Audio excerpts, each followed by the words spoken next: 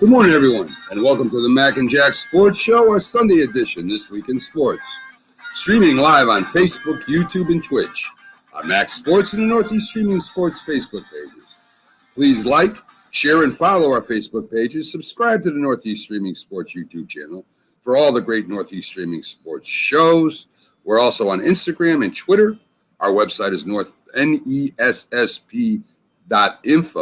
For information on all our shows, guests, bios, stories in sports stores, and links to those stores, I'm Mac. Your co-host is Jack Hirsch, legendary boxing writer and former president of the Boxing Writers Association of America.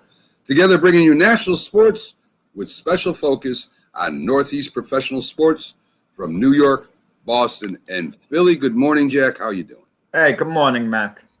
So, Jack, we have This Week in Sports where we try to go over some of the better or biggest to most influential stories of the week.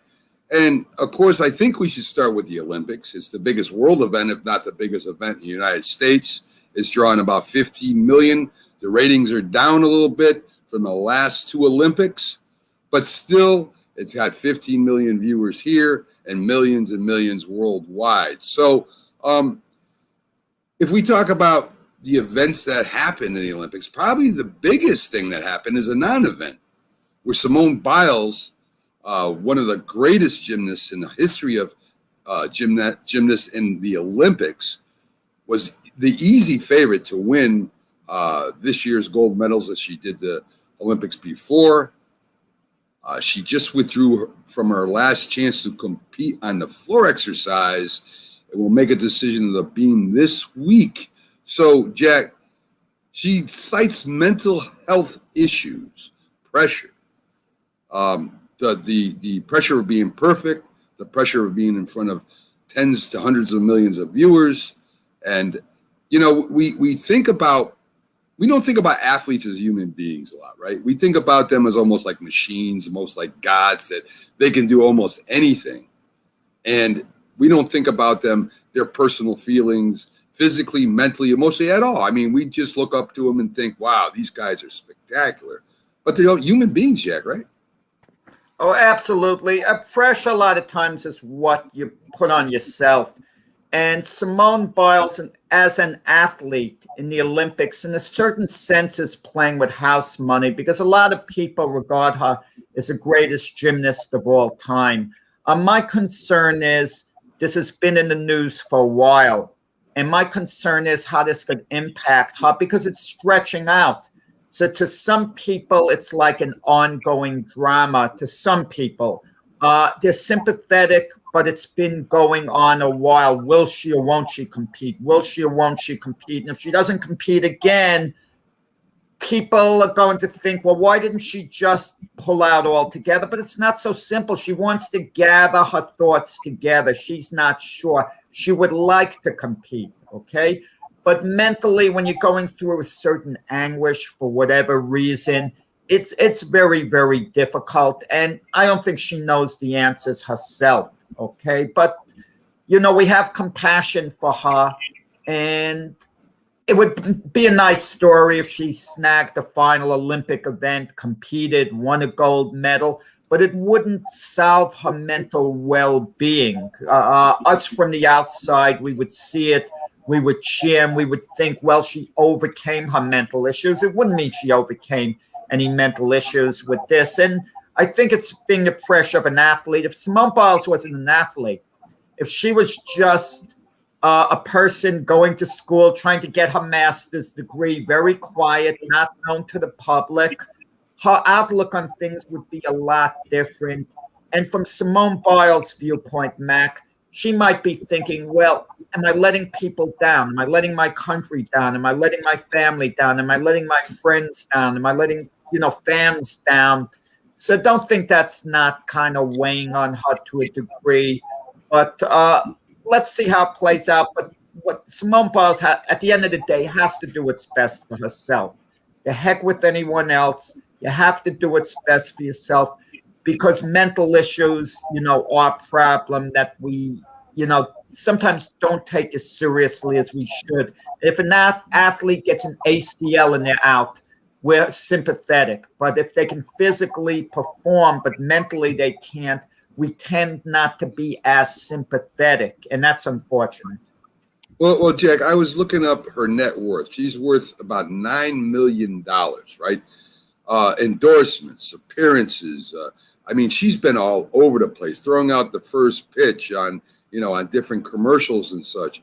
So, I mean, here's a young girl. I think she's in her early 20s now, right? But when she started a couple Olympics ago, she's very young. Part of that scandal with the gym coach. And all this fame gets thrown at you.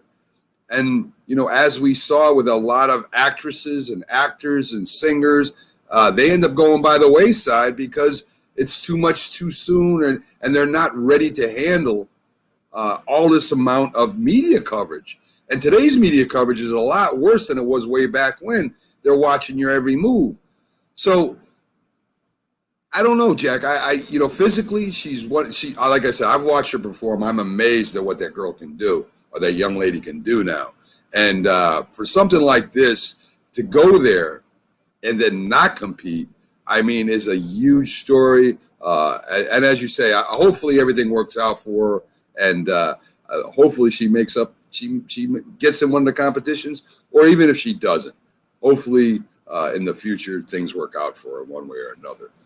Tom, good morning. Glad to have you. Tom's with us every morning, and we love having him on board. So today, as I told you, we have our This Week in Sports special.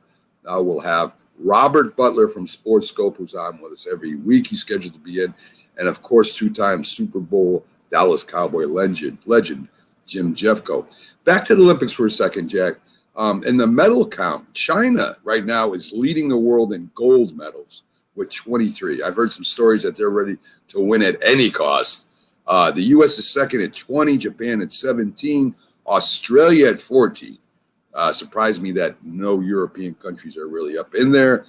Total medals right now, we're at 54 medals, where China's at 49. So, I don't know. Can I ask you this, Mac? Think of past Olympics. We remember athletes who've won gold medals. Do we remember what countries have won medal counts? I don't remember any of the Olympics. What countries have been number one in medal counts? Do you think? I remember. I do. I think I do. That beyond looking at it at that moment. Well, I mean, I remember when it used to be us, the Soviet Union at the time, not Russia. It was all the countries, and China pretty much had all the medals. I mean, gold, silver, and bronze at the time. And then the Soviet Union, of course, represented a host of countries. So that's changed over the years, too, where it's just now Russia and the other countries represent themselves. So I do remember kind of being interested in where we stood up against these other continents and stuff. So I do remember somewhat that, Jack. I don't think you remember 2016, 2012, 2008, 2004. What the medal count was. I think it's most important to the host country because I think it stays with them. Someone like Japan hosting the Olympics, they're in third place right now in the medal count. If they could somehow move into number one, it would be something that would stick with the host country. But for the rest of us, not quite the same. But it's interesting with that said at the current time that China's number one in the medal count. But it would be interesting to carefully analyze where they're getting all their medals from, which sport. Normally, it's the lesser profile sports, Right. that aren't as exposed to other countries. Yeah, true. I mean, I know they're doing very well in gymnastics this year, but I know a lot of the synchronized swimming and a lot of swimming diving competitions, they're excellent at. I know that, too. So the men's basketball team made it to the quarterfinals. Yay. Durant becomes the top scorer in U.S. history in Olympics with 337 points, surpassing Carmelo Anthony. So the United States should win the gold, right? They got the best players in the world. So don't assume they're going to win the gold, Mac, the way they were playing early in the playoffs. For a lot of NBA players, it is about legacy, and I do give them credit for that. With all the money they make, it's more than just the money. in my opinion, about Kevin Durant is, and I think this is a good thing. I'm going to compliment him. I think he wants to play Olympic basketball because I'm sure he was aware of the record. He wanted to break it, and he's going to want to play in the next Olympics, put the record beyond reach. Don't think for one moment he doesn't enjoy being the greatest Olympic scorer of all time and to see his name as such. So I think moving forward, Kevin Durant's going to want to play in as many Olympics as he can, score as many points as he can. And, it's a good thing. Listen, and the team needs him now, but I wouldn't say the USA is a lock for the gold. I mean, you're thinking you're complacent just the way they won. They got their butts kicked 3 times, Mac, because they beat Iran in Czechoslovakia. Because they get 2 wins over teams like that, you feel they got their act together and that they're locked to win the gold medal, Mac. Come on. Jack, honestly, I don't care about the men's basketball team. I told you before, I want to see the kids play. I don't care about Durant and Lillard, and I really don't care about them playing for the gold. It does nothing for me. A bunch of college kids, I would follow it because they would be kind of underdogs. So in the Major League Baseball over the week, the Rays right now have a half a game over the Sox. Sox played one more game. They went 7-3. The last 10, Sox went 5-5. The White Sox went 3-7, but they still have a good lead over Cleveland. Astros continue to stretch their lead at 7-3 in the last 10. The Mets 5-5, still in first place. If you play 500 the rest of the way, they should win that division. Milwaukee's 6-4, has a good lead over 6-4 last 10 games. Has a good lead over the Reds.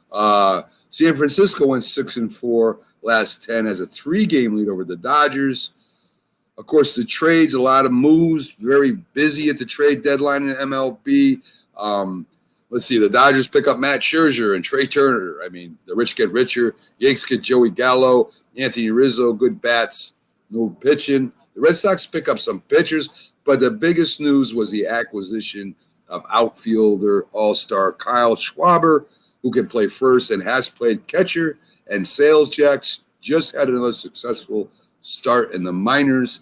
He's on his way back up, probably just in time for the playoffs. Now, mentioning the Met game, they were down to their last strike, and they tied it up, and then they beat Cincinnati next innings. Joey Votto, I want to say something about him. Going into the game, he had homered in 7 consecutive games, and the major league record is 8. And he nearly got his 8th homer. It hit the top of the wall.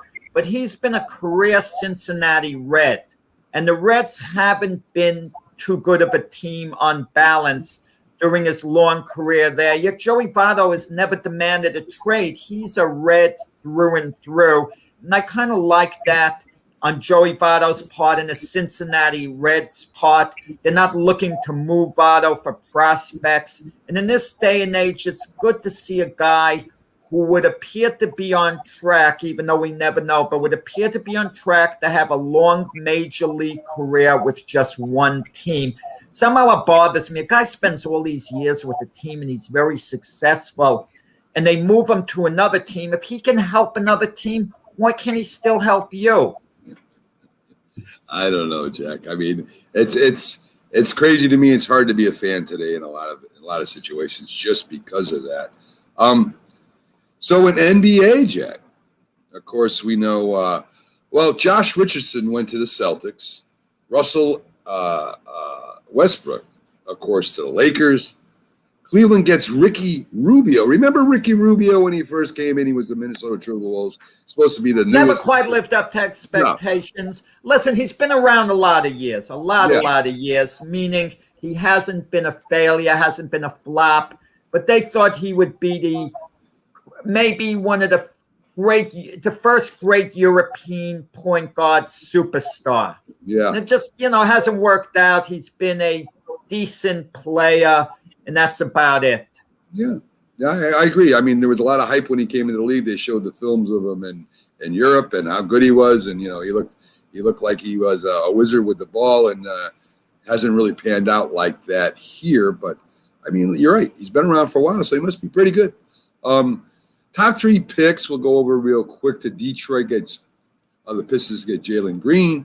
Houston gets Evan Mobley. Cleveland Pistons got Cade Cunningham. Sorry, Cunningham, you're right. Overall. Yeah, Cade Cunningham. Right. Jalen Green went to Houston. Evan Mobley went to Cleveland. Thank you, Jack. Last year, Cleveland was 22-50. Detroit 20-52.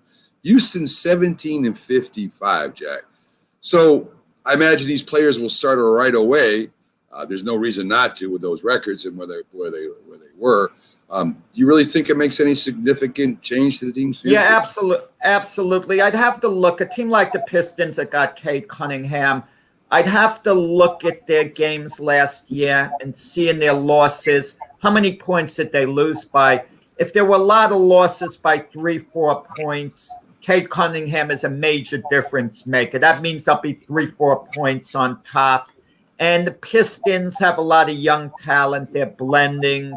But we don't know how these number one overall draft choices work. Look, Anthony Edwards the year before went to the Timberwolves, number one overall. Did he impact the team? No, he didn't impact the team. They still were very mediocre, even though Anthony Edwards himself has a lot of promise to have an outstanding NBA career. So we don't know. I mean, what's going to be interesting is one of the later picks who we couldn't project right now to be a major star in the league is going to be a star. It could be like a 12th pick, a 15th pick in the draft, an 18th pick, but someone's going to come out of nowhere and some team is going to have lucked out that they got a major steal of a pick, a major star, and they don't even know it at this moment.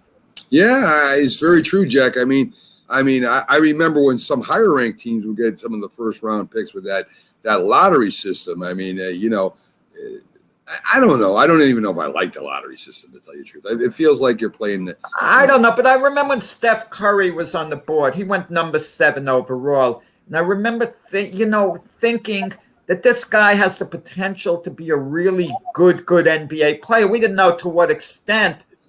Imagine the Knicks were aggressive. I think they picked a little outside of that. I don't remember the exact order, but they were around number 7 and not far away. They were aggressive. They traded another asset in the pick they had to get Steph Curry. You know what the team would be? Now, listen, they wouldn't be a championship caliber team, but there'd definitely be a buzz in the garden, and they would have been a lot better off. That's just if Steph Curry decided to stay with the Knicks too, Jack. No, listen, once you're with a team, you stay with them to a point. Listen, take the case of Damian Lillard. Damian Lillard normally would like to stay with the Portland Trail Blazers, but there's a certain fatigue of making the playoffs each year, but not coming close to getting to the NBA Finals. That's very frustrating. You have to believe your team has a serious chance to win the NBA Finals. That's what Giannis did this year. Well, last year was gutsy. Before the start of last season, he decided, I'm going to stay with Milwaukee. This is my town. I'm not going to want to go anywhere. And he was rewarded with an NBA championship. Even if Giannis is in last place teams the rest of his career, his move was validated. I mean, good for him. And afterwards, he said, this is the way it should be done. I mean, you don't buy championships. You kind of earn them. So Giannis could have gone to a star-studded team. Listen, Mac, these guys are making enough money to last them the rest of their life. You know what it is with contracts? It's about status. If a guy's got $100 million, he really doesn't need the other $50 million to live a luxurious lifestyle, but he wants the status. I mean, that's the whole thing about it. But Giannis got his money. Listen, it worked out. It was win-win-win-win in his situation. A lot of people say that the NBA this year should kind of have an asterisk next to it too, Jack. We always talk about asterisks, right? You know, the Lakers are hurt. The Clippers, they were hurt. The Philadelphia 76ers, Embiid was hurt. The Nets hurt. That maybe these two teams were lucky to make it to the championship this year. I don't know if that's true or not. I guess you could put an asterisk next to it. Wait, Matt, because players on other teams are injured. You want to put an asterisk next to it? That's ridiculous. Matt, the year before last, when we had the shortened season, right before the Lakers won the NBA championship, people were saying, should they put an asterisk next to them winning the title because it was a shortened season due to COVID? No one talks about that now. They talk about LeBron being on 4 championship teams. They don't say 3 championship teams plus an asterisk. Look, the Dodgers last year won the World Series. It was a shortened season. Are we going to put an asterisk next to the Dodger name? Come on, that's absurd. They earned it in the playoffs. No one handed them anything. No one loaned them anything. They didn't get, listen, they didn't get a young Sandy Koufax back in time coming and joining their rotation, a Babe Ruth, DHing for them in the World Series. I mean, they earn it. I'm tired of this asterisk. When you consider an asterisk, and I hate to say this in a way because it's unpopular, okay? And I'm not sure that I believe this. When Roger Maris hit 61 homers, he did in 162 games. Babe Ruth had 154 game schedule. We don't want to say it's an asterisk, but he did have 8 more games. Mm-hmm. So you could possibly put a little thing. Let's say, Mac, we expanded the season to 170 games, and Maris's record was broken by a guy who had 8 more games. You don't think Maris supporters would have said, well, he had 8 more games to do it? You say what's convenient for you. Well, your comparison lends to that, say, not putting an asterisk on the NBA or MLB season, Jack. You said it took them longer to hit, the 61 home runs, and you kind of agree with that. But yet you're saying the Lakers winning a championship that was cut almost in half the games. LeBron didn't have to play a whole season, neither did Davis. And in the MLB, listen, it's 162 games. The Dodgers under 162 games may not have won it yet. So the same reason you're given for the asterisk next to Maris's name is the same thing with the game. I would listen. I'm not saying I could be talked out of it very easily in the Maris situation, very easily on that. But what I'm saying, at a certain point, you have to stop with the asterisks. What about the athletes that took steroids? Listen, I agree. I'm agreeing with you, Jack. Go ahead. I agree with you. Has 73 homers. Mm-hmm. Do you look at that as truly being the single season major league record? I have a hard time doing it. I have a very difficult time doing it. Well, let me tell you, right? If you go way back, the ball has changed, right? The ball is a lot tighter than it was. So you could put an asterisk against all the home run hitters today. The pitchers didn't throw as hard or didn't have as much junk. So you could put an asterisk next to their names. A home run during a certain part was just hitting the ball out of the park, whether it was a double or it wasn't. You could put asterisks in every season, every player if you want. To me, history is history in sports. It's from that era. They were the best in that era, whatever their era was. Put asterisks against every name or don't put asterisks at all, Jack. This is the way I think of it, right? Whether he took steroids or didn't, I don't know. Whether the guy took speed or didn't, I don't know. For real. Where does it stop? What you're saying, I agree with 100%. Barry Bonds, or should I say, Barry Bonds, for his generation, was the greatest home run hitter there was. There's no doubt about it. 73 home runs or 75 home runs, whatever it was. He is the greatest home run hitter for that era. Now, if you want to put an asterisk next to his name, you would have to put an asterisk next to Ruth's name because of the way things were changed. Listen, sports has been cheated on since the time began. People have been finding ways. The game has changed. The equipment's better. The rules have changed. Johnny Unitas with these rules today, maybe he would pass for 8,000 yards. I don't know. Possibly. He was one of the most accurate quarterbacks ever play the game, right? In 16 games or 17 games with the rules that protect the receivers and quarterbacks, maybe he throws for 8,000 yards, Jack. Right? So, we don't know, do we? So I've come to the conclusion after doing all this stuff, Jack, that they are the greatest for that era. Whatever you want to say, you want to put asterisks on it, you're going to have to put asterisks against everything. Every player, every generation. Because there's good and there's bad, right? Ruth did have a personal trainer. He had to swing a friggin' 2x4 that was like 70 ounces, right? If he had a newer bat today, if he had a personal trainer, maybe he would have hit 200 home runs in a year. We don't know, do we? For sure. We know at his time he was the greatest home run hitter there ever was. We know Barry Bonds at his time was the greatest home run hitter there ever was. So why should we even compare them? They're the greatest for that era. Could Barry Bonds play back in the old time and hit 73 home runs? Probably not. But we don't know that, right? Mac, you didn't tell me in a pre-show meeting you were going to do an editorial on this, Mac. I mean, come on. Well, you got to fill me in on this stuff so I can be a little more prepared. But listen, I do agree with you. I agree with you. Thank you. I do agree. You could just judge what they did in their era. There's so many outside elements involved. Yeah, so many different stories involved. I agree. The track for runners, some tracks could be a little different. In boxing, some rings are bigger than the other rings. Gloves could be bigger, smaller. The shoes that the athletes wore in the past compared to today, they could have a better shoe to perform in. But we do know this, Mac. This much we do know about the old timers. And this is what I love about them. They didn't keep pulling up with these hamstring injuries, and they ran everything all out. That's tough. What I'd like to know. What the heck is going on? Tough men, Jackie. You think about work back then, right? Think about what they worked in. They actually drove rivets into bridges with hammers, Jack. They actually worked on a farm 16 hours a day, picking up hay and plowing fields without machinery. I mean, these were tough men, right? I mean, they might be stronger and faster now, but they sure aren't tougher. Backstage right now, Jack, we got one of my favorite guests because, Robert, you got to be ready for what his answers are. I mean, you don't know whether he's kidding sometimes or he's serious. He's very sarcastic sometimes if you're not watching him correctly. I try to keep my eye on Robert all the time. As long as you don't talk to him about any social issues, we're going to be okay. I love that. I love Robert's opinion about everything. I mean, the man he's an open book, Jack.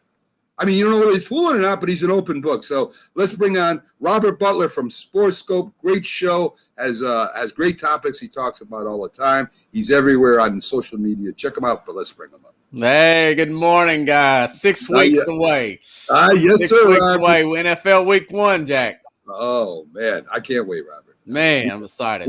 We got so many shows coming up on that and so many different guests. I mean, it's going to be a lot of fun. A lot of fun. So, Robert, I want to talk to you, and I've been talking about this at length. And when it first happened, I mentioned it, and I kind of had a feeling about it. And we even talked about it briefly on one of the shows, and that's the name and likeness, right? We even said that it might go down to youth football. I mean, if there's a YouTube kid that everybody loves, they want to get sponsored. This kid, I mean, the contacts the parents. I mean, this kid might get endorsements. Now, it's not under the same thing, but if you look at the precedent now set, that's what they say in law all the time. There's a precedent now. Yeah.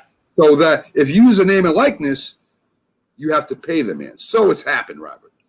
There's a guy, a junior in Texas, a quarterback, who's a number one prospect right now in football. He's 82,000 followers on Instagram right now as a junior, right? And his name, let me get it for you, Robert, is Quinn Ewers. Mm-hmm. He could make an estimated $1 million with national endorsement. A local company says they'll even give him equity shares, plus being paid. So if he skips his senior year and goes right into Ohio State, which he's verbally gave a commitment to, he's got the money. Now, there's something wrong with this to me, right? You're asking a kid at about 17 years old to make a major life decision that could be good and bad. It could be good because he might get hurt next year and never play football again. I don't know what the contract is going to be. It might be bad because now you're giving this kid $1 million and he don't know what to do with it, and the parents may not know what to do with it, and he may just spend it all and not get any education at all, right? And never make the NFL. So what are your feelings about this? Is this a slippery slope that we're going? Yeah, it's part of that learning curve, the shock value I talked about a few weeks ago as far as this is concerned. When I was looking at this question, I noticed that Michigan will not allow their players or recruits to take endorsement deals for name and likeness with adult entertainment, tobacco, or any kind of gambling related companies. Now, I don't know. It's so competitive down here in the southeastern part of the country and your Texas areas that maybe a Lane Kiffin and an Ole Miss, maybe he pull some strings, and they let that happen to get that type of quarterback that you're talking about. So this is part of the learning curve. It's going to happen. Some of these crazy gray area situations that's going to have a lot of people and somewhat power scratching their head trying to figure out how to legislate this thing. So, yeah, this is part of it, but, you know, it is what it is. People need to I've always been a fan of capitalizing on your name likeness. I mean, that kid, 82,000 followers. I mean, geez. I need to go out and start playing high school football. I don't know if you're in the age group or not, but you mentioned about what happened in Michigan. I read that too. Yeah. But it's not legal. I mean, won't somebody challenge that? I mean, how can you say it's okay for this but not for that? I would imagine that would be a civil rights infraction too, who he decides to endorse that endorses him. Or he doesn't go to to Michigan. And, Carlos puts not all states have passed the NIL law. Robert, it's federal. It's a supremacy clause. They will win it in federal court. Doesn't matter whether the states pass it. Right. That's true. That's true, Jack. Yes. Mac, excuse me. Yeah. And so it doesn't matter. If they challenge it, they will lose. So anyway, I just feel kind of it's something wrong with that when you have a kid to make a major decision like that, and parents who may not have the best interests of the kid at mind if they're in bad financial, or even if they're in good financial straits, right? I mean, they may want to take that money and do whatever to it. It's going to be really crazy, I think, Robert, up in the next 5-6 years about what's going to happen here. Well, it's happened with the child actors way before this was ever thought of, so it's not like as a society we're new to this sort of thing. I mean, look at the Britney Spears situation. She's still fighting her dad over conservatorship and everything else. The Macaulay Culkin thing, remember that? Yeah, I sure do. Yeah, you're right. Michael Jackson, even being a millionaire, had a lot of problems there. So let's move on because we have covered that a lot. Ad nauseum. Yes.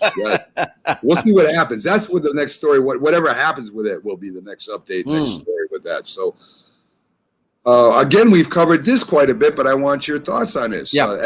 SEC, two big teams. I mean, are other teams going to come into these? Clemson, Ohio State, is USC going to join the Big East? I mean, SEC. Does the SEC now have more power than the NCAA? I mean, they could tell the NCAA to go kick rocks. It's they don't have to be in the NCAA. They could form their own committee, get it approved. I mean, they could do that. And right now, they got maybe 2/3 of the greatest teams in the country right now, the highest paid endorsed teams. Is this going? I mean, there's a natural progression, right, Robert? I mean, the AFC the AFL became the AFC. Eventually, they let them in because they became popular and made enough money, and they were equal. So, what happens with the SEC here? Do they tell eventually, give it 5 years, 6 years down the road, NCAA, we don't care what you say anymore? Yeah, I would say so. I mean, remember, like I was talking about a few weeks ago, the NCAA doesn't have a legislative body. They don't have any kind of commissioner over the specific conferences. I mean, really, like Paul Feinbaum said on ESPN the other day, I mean, we really don't even need they don't have any power now with the name, image, and likeness stuff. So, yeah, it now it's becoming an issue, and Texas state legislators are wanting to block it, perhaps because of the some of the legislators went to school like Baylor and all that, and those teams are going to lose money and everything. But the governor is a Texas grad, so there's got a little infighting in the Texas state legislators. So yeah, man, it's a mess. But I will say this: I mean, there are other areas like you guys probably, I would imagine, baseball's huge up there. The Yankees are much bigger down in New York City than say a smaller market team. Got more influence, like New York City radio. You really can't just go and be 5-11 with the New York Giants every single year, and that's how it is about college football. It just means more in certain areas of the country, and that's why I'm okay with it with the SEC like that. It's just bigger down here. It means more to the people. Look at Tuscaloosa, Alabama. I mean, little bitty town. They've had 3 national championship winning coaches, 3 different coaches to win national championships. because it simply means more to the people. So I kind of like that, where the priorities, and you're not managed by a governing body, where it means less as a whole. Whether it's a good thing or not, I'm just telling you, that's just the truth of it. Yeah, I mean, listen, Robert. I mean, I agree with a lot what you said there.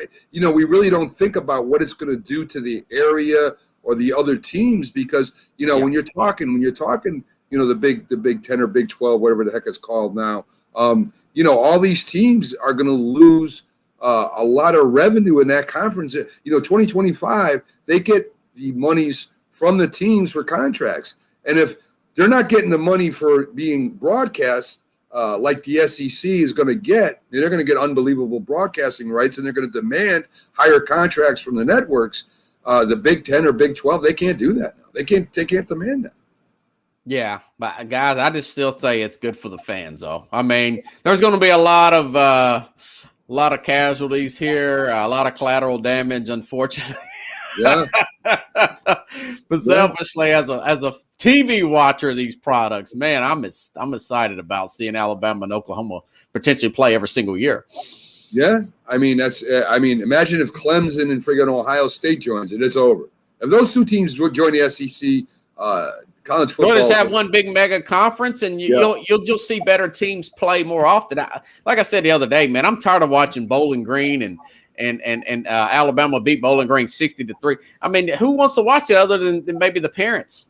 Yeah, well, maybe Bowling Green fans want to watch it to see if they get that field goal. I mean, that might be a big deal to them, right? So, oh man, I mean, it just blows my mind what's going to go happen. Let's see. This is Jack's favorite subject, so I like Aaron Rodgers. He loves Aaron Rodgers. He president of the Players Association up in here. I submitted your name, Jack. He now has two posters already. He used to have one of Aaron Rodgers. He now has two. He has one of them in his uniform, and when he was hosting Jeopardy, I heard Aaron might be on Dancing with the Stars. That's another poster option. He still might be doing them all. I mean, he hasn't eliminated any of them. That's very true. So this is Jack's wheelhouse. So I always want to bring it up with you. Let's see whether he's going to be a Packer beyond this season. If the organization is smart, be nice to him, give him what he wants, and he can continue to be a Green Bay Packer for the duration of his career. Don't tick him off. Don't do what you did before, basically. Don't disrespect him. No. So the top quarterback on the field, you could say Aaron Rodgers is. You can make that argument, right? Has he become a cancer? I mean, we look at T.O., we look at Beckham. I mean, they were the greatest wide receivers for their time at one time. We look at those two. Adams with the Jets was an all-star, all-pro, all-world safety.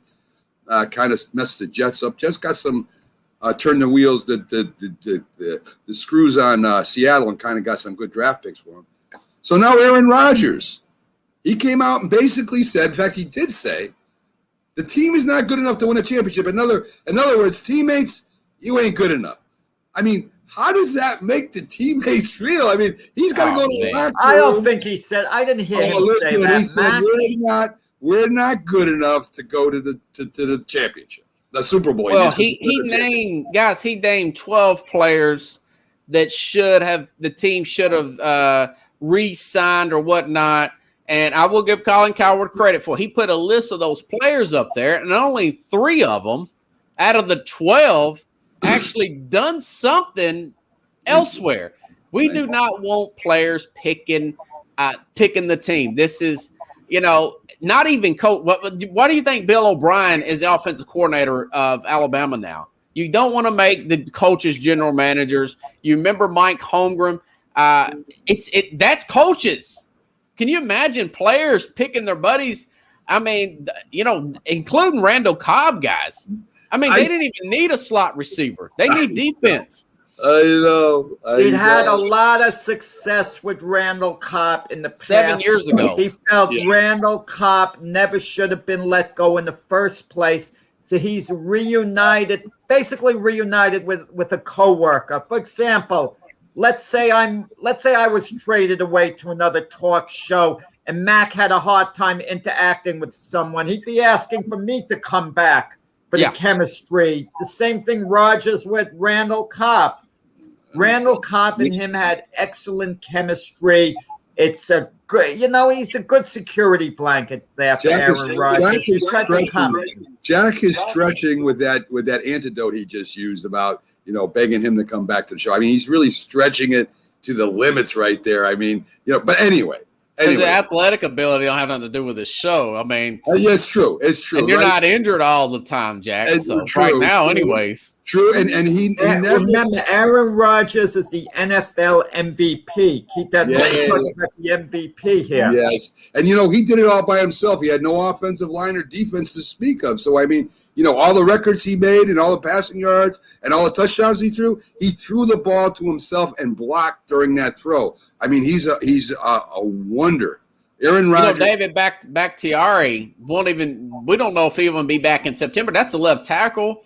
They lost their All-Pro center to the Chargers. That team's not going to be that good this year. I mean, they'll probably make the playoffs, but I don't think they're going to be a 1 seed.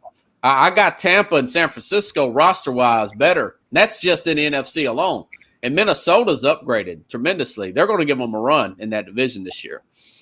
Robert, I think that whole NFC West might be a little bit better than the Packers. I mean, pretty close. The Rams, the Cardinals, the Seahawks, maybe they're a little bit better than the Seahawks. I mean, there's some really good teams out there. Green Bay had 2 years in a row to go to the Super Bowl. The first time, Devonta Adams, they're playing around with the first time, before Jack interrupts me, time, San Francisco just beat the living hell out of them, right? Yeah. Second time, against Tampa Bay, they had the ball down there. The runway was open. Aaron Rodgers saw it, chose not to run with the ball, could have picked up first down, could have ran for a touchdown. He had room, decided not to. And I mean, listen, that was all on him. That was his decision that Aaron Rodgers made solely. The GM did not call down there and say, listen, Aaron, if there's an open field and, you can run for a touchdown, do not run, throw the ball. So, I mean, we all make mistakes, even the greatest, Jack. So that's the 14th time you've mentioned that play on this show where Aaron Rodgers elected to try to pass instead of run with the ball. And by the way, there was someone on the defensive team with Tampa Bay by the goal line. So there's a good chance Aaron Rodgers wasn't going to score, but he would have been close to the goal line. Okay, maybe he would have scored, maybe he wouldn't have. We don't know. But Devonta Adams, I mean, what's going on with his contract with the Packers? They have one of the best receivers in football, yet they're indecisive over there. And don't think that doesn't, stick. I mean, he's a cornerstone of their offense. Well, he'll probably move on when Rodgers moves on. So, I totally forgot about that play. The one you just mentioned, think about this. If Brady doesn't get greedy, I mean, that's probably a blowout, just like the other game that Tampa played Green Bay in October is a blowout. Brady had 3 interceptions. A lot of them, he was just getting greedy. He was just trying to just completely blow out Green Bay, and he was playing with a MCL tear or something like that. We found out later that Brady was playing with. They're much better up front defensively, much better run. They were blowing Green Bay off the ball, but Green Bay needs help at linebacker, nose tackle, defensive tackle, opposite side of Jar Alexander, that other corner. Mentions maybe they go after what's the guy named Xavier Howard who wants to trade out of Miami, the cornerback there. But you can't do any of that. I mean, I know Cobb took a pay cut supposedly over the weekend. He has adjusted his salary, but they need help defensively. Guys, you mentioned Howard, Miami's cornerback. Yeah, Xavier Howard. Mac doesn't criticize someone like that. When he signed his extension with Miami, it made him the highest paid cornerback in history. And he is signed for a few years. So, of course, guys are going to start passing you later on because you set the bar at a certain height. So they pass him. So now he feels he's being disrespected and wants to be traded. I'll admit, this is why I agree with Mac. That's what bothers me. Yeah. If you're signing a poorly advised contract, your agent gives you bad advice, you're signing for a much lower number than other guys at the time, then, I can understand discontent. You were given bad advice and you're listening to other people. But when you're the highest paid in your position of all time when you sign it, I don't care whether 25 guys have passed you later on. You set the bar at that height, over there. And so I really don't want to hear about it at that So point. same thing as Rodgers. He was the highest. Rodgers, you thought about the money. He was the highest paid quarterback. Rodgers turned down extra money.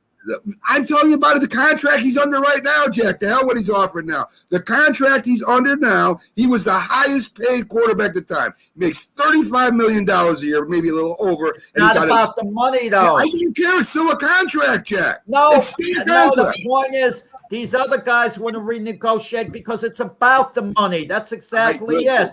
Listen, the contract's a contract. You mentioned Jamal Adams with the Jets before. He went to Seattle. They got the draft picks.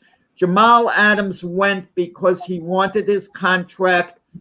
He wanted a new contract because his father, who played for the Giants, George Adams, had his career cut short because he got injured. I can understand the sensitivity. But Seattle trades for him, and they haven't re-signed him to a new contract yet. Good for him. Players don't seem to get it some of the time. Yeah, and my issue with Rodgers, maybe if he takes a pay cut, he's made a fortune off these national insurance commercials. Maybe they could bring some of these guys back. So it's like you can't have your cake and eat it too. You can't be the highest paid quarterback in the league, and then in a salary cap driven league, and bring in all your buddies. Ta-da. Thank you, Robert. You got veteran free agent money, which is a lot more than a rookie. I mean, Amari Rodgers is probably going to be more productive, the guy that they drafted this year at a slot receiver, than a Randall Cobb. But they're paying $5 million. Funny what Randall Cobb said going from Houston to the Packers. He said playing for Houston was like it was torture him. It was like having a startup job again. Like, he was like. And he's back to the Fortune 500. Now, as far as Xavier Howard guys. I mean, Houston, the one place to play. I mean, it's a tough one. Listen, Deshaun Watson showed up. He doesn't want to get fined. He's doing whatever he's asked to do, basically. Over there. He doesn't want to be there. It appears they don't want him there. I don't understand Houston. They could have traded him in the beginning of this process and gotten a big haul in return. And now they might be better off just holding on to him. Don't trade him right now. And if some team was smart, they would give who needs a quarterback, they would give a number one draft choice for him because at some point he is going to be allowed to play. I can't imagine him being banned for life. You don't know that. You don't know that there's a legal complaint. You don't know that, Jack. You don't know that. How can you say that? You don't know what's going on there. Well, the NFL has not put him on that exempt list. I mean, so though their investigators have not found enough evidence, guys, to even put him on the exempt list. So maybe Jack's on to something. His cap number is $15 million. He's got the highest QBR in the NFL, by the way. He's 26 years old. Why would anybody? I mean, I don't care what the NFL could put you on exempt list for almost anything at once. So I think they're doing acid hands. They don't even touch this right now. That's what I believe, Robert. Because if it is wrong, who's to say that the NFL acts quick? Let me finish, Jack. Listen, the games are going to begin soon. Can I finish? I mean, I'll listen to you. Please let me finish. So the NFL, I don't think is going to put them on anything. They're not going to touch it till this investigation is over. Because I'll tell you right now, if they do anything that may look retribution to Deshaun Watson over something serious as this, they can get in a lot of trouble, Robert. They're not going to do nothing till there's a legal finding done. They're not going to touch this. I guarantee you that. Now, if it was because he did something crazy, like went out to a strip club and made the Shield look bad, they find him and put him on a week suspension like nothing. This is a very serious thing he's involved in here with multiple allegations by multiple women. If he is considered not guilty, if these are false charges, and NFL takes any action, I wouldn't be surprised if he goes after the NFL. They're not going to touch this, Robert. This is too serious. They're going to wait for the investigation to be over. And we haven't heard nothing from anybody, right? We haven't heard nothing from Deshaun Watson about it. We haven't heard nothing about the police about it. And we haven't heard nothing about the NFL about it. Nobody's going to talk till something breaks out. And they're all waiting on that legal investigation. I guarantee you that. Well, I mean, what you're saying is more would be more evident to put them on the exempt list. You see what I'm saying? The fact that they didn't is the reason why I'm thinking it's news. Well, maybe but they're I'm simply not finding nothing. What I'm saying, Robert, is if they had something that was ridiculous, that just made the Shield look bad, this is a serious thing. And if Watson, I mean, they can't do nothing about being put on exempt list. Say, like I said, you were at a party and you were doing something stupid, and they say you made the league look bad. Bang. You know, they have the power to do that. This is a lot more serious. If they try to mess around with Deshaun Watson about this, and these charges are untrue, that's slander, man. That is what that's doing. They're saying you're on the exempt list because of this. They're not saying because you took cocaine or something stupid or smoked pot, whatever the rules are. This is very serious. This is slander. The NFL, Mac, they could suspend him even if criminal charges aren't filed. They've suspended guys where things have, where law enforcement hasn't exactly gotten involved. Heck, Tom Brady for taking too much air supposedly out of the ball, where one of the trainers did it, he knew about it, had a 4-game suspension. There's something that's what I'm saying. Guys, I want to say Adrian Peterson was on the exempt list for a year, and I want to say his legal findings did not find him guilty of any of that stuff. So they put him on the exempt list for a long time. I'm surprised he's not on the exempt list already. That's a good point. That's a good point, Robert. That's a good point. Yeah, I mean, it's a dicey situation. Guys, it's very awkward because when the season begins, could you imagine he's still on the team? Tyrod Taylor would be playing quarterback and Deshaun Watson is standing on the sidelines for Houston. Absurd. It would be a very unusual situation. But right now, from what I understand, Tyrod Taylor's taking all the snaps like he's the starter. And Deshaun Watson is just giving him advice, standing on the sideline. And he's just showed up to get his money, basically, so he doesn't get fined. He basically called the Texans bluff. I haven't been suspended. I'm showing up. I want to get traded, but I'm going to cooperate in the meantime. It sounds like he needs the money, guys. It sounds like those legal fees are becoming expensive. You're investigating about 24 civil suits with the best lawyer in Texas. Now, Mac, you asked me about Westbrook. I usually have a boatload of notes we never get to, and I do all that research. Go ahead, give it to me. Get me off here. Yeah, well, me and Jack take a subject. We can go crazy. We can go on for hours. It's crazy. I try to control it, and I try to control Jack, and get him on Rodgers, man. Oh my God, it can run. That's me and Jack, man. We could talk all day about anything. So Westbrook goes to the Lakers, right? Yeah. A legitimate superstar, Hall of Famer. You got 2 Hall of Famers on there right now. LeBron's used to playing point guard. He's used to being in charge. He's going to have to probably move down. A lot of people, including Magic Johnson, think that's a good idea that he moves down into the post and let Westbrook set it up. But Westbrook is not an open court shooter, right? He's a slasher. He's a distributor. He goes to the hoop. He makes things happen. He hustles all the time.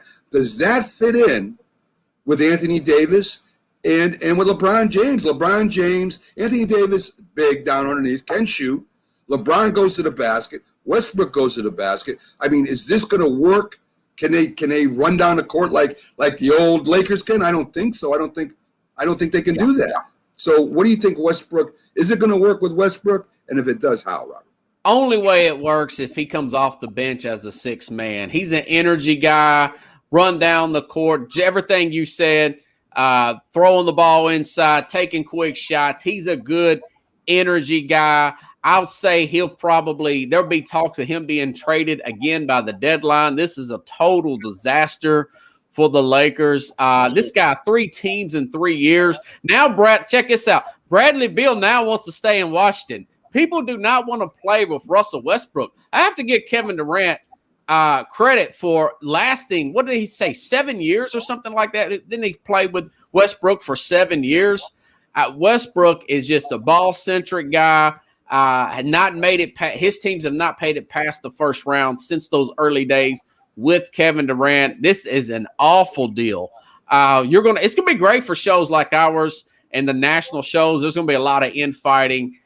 Terrible move. Westbrook needs to play a role as a 6th man. I think it's going to be bad for Anthony Davis. LeBron's going to get frustrated. Vogel's not going to be able to do anything with Westbrook. I don't know why they even made the trade, man. I would have went after Bill or maybe Chris Paul. But Rob, reportedly Westbrook met with LeBron and they decided they were going to put their egos on the side, meaning Westbrook is going to change his game, do whatever he has to do to accommodate the Lakers. And LeBron's going to be the lead on that team. If Westbrook tries to assume a leadership position, then it's going to be a disaster. I mean, it's LeBron's team, and I think Westbrook's going to understand that. Look, he tried to blend in with Harden and become the second fiddle, and Harden was the leader of the Rocket team when Westbrook was on it. Right, and it didn't work. Now, if anything, if anybody can make it work, yes, LeBron can make it work, but now they have no bench. I mean, it's just they're going to have to throw together some bench players. I think the problem, Rob, you're right in this sense. The Lakers are not a good shooting team, and Westbrook's a terrible three-point shooter, and the Lakers were one of the worst three-point shooting teams in the league. So I don't see it working from that sense. But Westbrook does bring one thing we have to give him credit for, the energy level, an amazing energy level. He's going to keep everyone on their toes just by the amount of energy he shows up and down the court. And he would have been a fun guy with Magic Johnson's teams, the old Showtime Lakers. He would have been better off with those Laker teams than this one. Right. I just think he needs to play. I mean, what is he, 32 now? I think he needs to play more of a off the bench. He would be a great sixth man. Now, that's putting your ego to the side. Be a six man off the bench, take a pay cut, and just get the ring. But that's not Westbrook. He's going to go back to being Westbrook. I think they'll play nice in November and December. And it's hard to start. Once you start getting really into concentrated basketball, I think it's going to be a disaster. I don't think he'll last 1 year there. He could be traded by February. Well, you know, Robert, he would be a great bench player, but they now have no bench at all. I think it's there is no bench. Yeah, just with them five players. G League guys out there. They have no players at all. They didn't have a bench when those guys were there. When LeBron and AD were out, those guys lost game after game, so they didn't have a bench when they won. They're going to miss KCP now. Flying much off the bench. Oh, Jack, Kuzma was a good bench guy. You know, KCP, I mean, that just it's going to be a disaster. I'm sure Frank Vogel's hair is just, he's looking like you, Jack, brother. Hey, listen, it'll make it exciting for the Lakers for a little while anyway, Robert. Robert, thank you again for coming on. Okay, guys. All the topics in for you. Football's coming, Robert. I know you're excited about that. Rob, I'm touched that you got a lot of notes that you normally can't talk about. We would speak a little less. You got to let us know what you got on the agenda. We want you to be able to use the notes you prepared. Robert, if I told Jack word for word what I was going to say, it would grow in from 5 minutes to 2 hours. I'm telling you right now, it wouldn't matter. Oh, that's true. He's an encyclopedia. Yes. Oh, he is. I admire that, Jack. Full of information and other stuff. So, Robert, I'll see you next week on your weekly visit here, folks. Go to SportsScope everywhere in social media. Just look up SportsScope with a K. Check out Robert. He's all over the latest news and information in sports. Robert, thanks for coming in. We'll see you again next week. Thanks, guys. Have a good show. You too.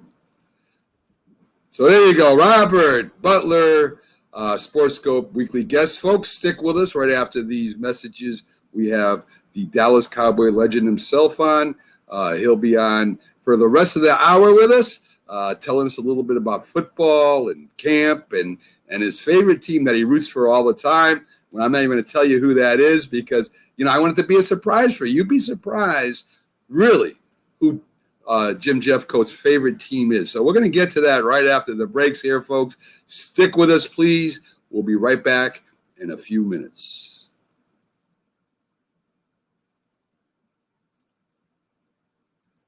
If you served honorably in our nation's armed forces and you're looking for a way to continue serving your fellow veterans in your community, then join AMVETS. Each year, AMVETS members volunteer millions of hours at VA healthcare facilities from coast to coast, helping to improve the lives of their fellow veterans through the VA Voluntary Services Program. AMVETS posts and departments also participate in a wide variety of community service projects, ranging from Americanism in our schools to supporting the Special Olympics and Boy Scouts of America.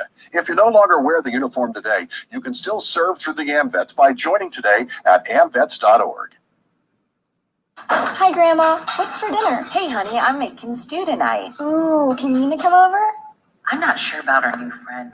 I wonder if there's been any drinking going on. Alcohol at her age can lead to so many bad things. I've been meaning to ask you, what would happen if someone offered you a drink? Grandma? This is hard. She's so young, but I know I need to talk to her about it now before someone tries to give her alcohol. If anyone ever does offer you a drink, I want you to say no. I have too much respect for my family and I don't want to get in trouble. Okay. Really? I promise, Grandma. I love you too. Okay, how about tasting this stew and telling me what you think? Some children may try alcohol as young as 9 years old. It's not too early to talk about drinking. For tips on how to begin the conversation, visit underagedrinking.samhsa.gov. That's underagedrinking.samhsa.gov. This message brought to you by SAMHSA and this station.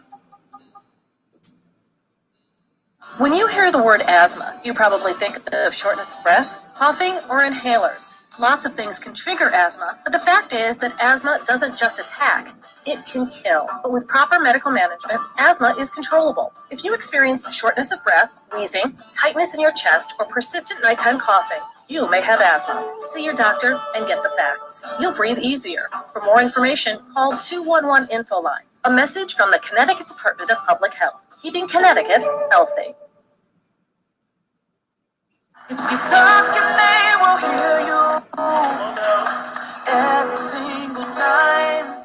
Oh, we're getting killed. Yeah, well, Kyle's not here. How come? Kicked off the team. Didn't Tim tell you? Kyle and some other kids got caught drinking beer in the park a couple of nights ago. Really? Yeah. Zero tolerance. He's out for the season. Come on, it's a first offense, right? That we know of. But why should that matter? He knew not to drink. I made it clear to Matt, that's what we expect from him. What have you said to Tim? Nothing really. You know, a lot of kids try it at this age, so Yeah, well, a lot of kids don't try it too.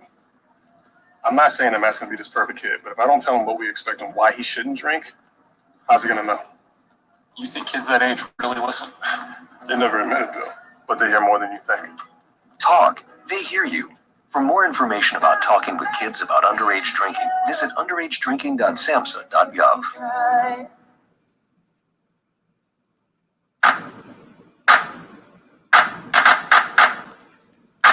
Good morning. You're listening to the Mac and Jack Sports Show on Northeast Streaming Sports.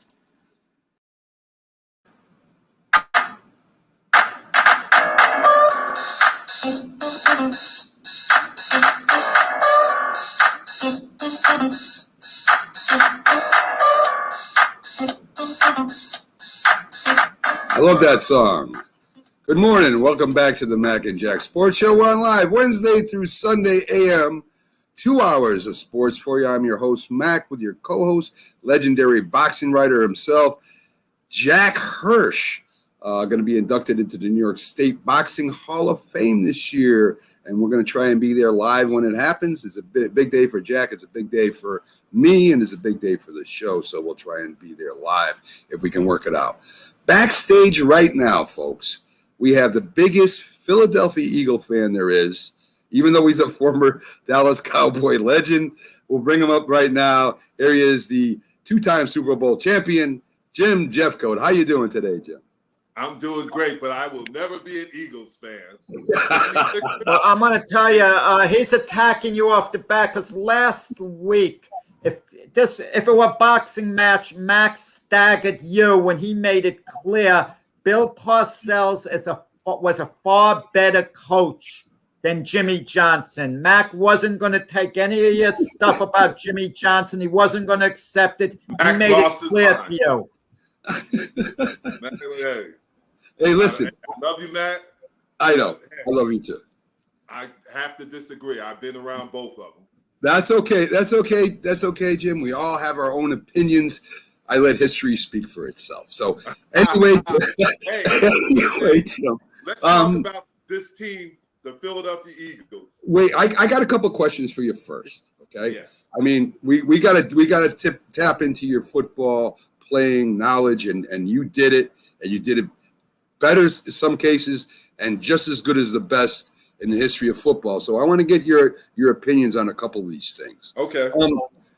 So we have training camp opening, right? It's opened, everything's going a little different than when you played, granted, but still there's two different points of things, two different things happening at once. You got the rookies that want to make the team and willing to do anything to make the team just about. And then you got the veterans that are trying to hold on to their livelihood, trying to hold on to their positions. So you have two huge things colliding at once, where you have these talented young rookies that could take your job, take the way you make a living, take the way your family is fed, against these young kids that will want to do anything to achieve their dream. What kind of attitude is in the training camp? I mean, are the veterans all grouped together versus the rookies, or are you trying to blend? Are you trying to help them, or you say, hey man, you do it on your own, you're coming after my job? What kind of attitude is going on during the camp? First of all, it's the number one is how secure the veteran is in his position. First of all, the veterans are going to have an advantage because most likely, unless it's a new system, they know the system. They know how the coaches want them to prepare and to be ready for the game. That's the first thing. Second is like I've told you, college is different. Even in this day and time, college is different. You look at even the Alabamas and everything, and you have these kids that are very talented, but they have to learn the systems. And they have to understand that, especially in the interior where you're getting hit every play. Those things are to the advantage of the veterans. And like you said, when you're at 30 or 29 or even now 32, and you're trying to feed your family, you're going to do whatever you have to. And it's not anything against. I work with the young players all the time because somebody worked with me when I was a young player. That's how it's supposed to be. You shouldn't have to turn your back. But there are players and there are people that will turn their players. They don't want that player to be successful. But I think, Jim, it goes according to position sometimes. Someone like yourself could conceivably have been moved to another position. There's a little latitude there. Take something with the 49ers with Jimmy Garoppolo and Trey Lance. I mean, the handwriting is on the wall. A bigger case when Phillip Rivers got drafted, the Chargers had Drew Brees. They didn't know what they had in Drew Brees. And if Drew Brees didn't get injured that last game of the season, what a problem the Chargers would have had, because they still would have probably moved on from Drew Brees, one of the all-time greats, yes, because Phillip Rivers was drafted so high. So I think it depends when they were drafted. If it's a number one draft pick, the writing is on the wall. The clock starts ticking on the veteran as far as his exit goes. You make a good point, and you pick that as an example, is that there's only one quarterback that can be on the field. There can be 3 or 4 defensive linemen, 3 or 4 linebackers, corners, and other positions. I'm just talking about defense and offense. You can have more than one running back. You can have more than one offensive lineman. You better have more than one offensive lineman. Right. Receivers. But quarterback is a unique position. There's only one that's going to be on the field at any given time. I think it's kind of like pay it forward. If you're in a position that you've had success in the league, somebody helped you get there. And I was fortunate enough to have the Randy Whites, the Ed Too Tall Jones, the Harvey Martins, the John Duttons to help me get to a point where I could be successful. So I did that with the Tony Tolberts, the Russell Marylands, the young players, and Jimmy Jones. And that's what I did. I paid it forward. I was thanking the guys that helped me and doing that, because they didn't have to train me and show me the way to be a professional. And that's what it's about, being a professional. Well, I'll give you an example. We had Bart Oates, the great center from the Giants and the 49ers on, who was an all-pro. And he told me, every year he told me and Jack, Bill Parcells, he said, you know, you're getting close to being cut here, Bart, because we just brought in a new center, a new guard or whatever. And Bart Oates said he was playing for his life every year, even though he's an all-pro. Every year he came in, Bill Parcells was not taking him to the side and saying, hey, you know, you got this, don't worry about it. So this is why I'm asking that. No matter how great you are, I mean, even if you look at Cruz for the Giants, he came out of nowhere and took over the starting wide receiver job. I mean, there are players out there that can do this kind of stuff. And even if you are a good veteran, say, give you an example, Kerrigan for the Washington Redskins, right? Here he is, one of the leading sackers of the Redskins' history, still has fuel in the tank, and all of a sudden they draft a couple, 3 last years, they get 3 defensive linemen, and no matter how great he's been or how great he possibly is, he's not playing with your favorite team, the Philadelphia Eagles. So, I mean, all I'm saying is that there's got to be 2 trains of thought. Now, I know some players like a Lawrence Taylor or yourself are pretty much secure because of what you've done.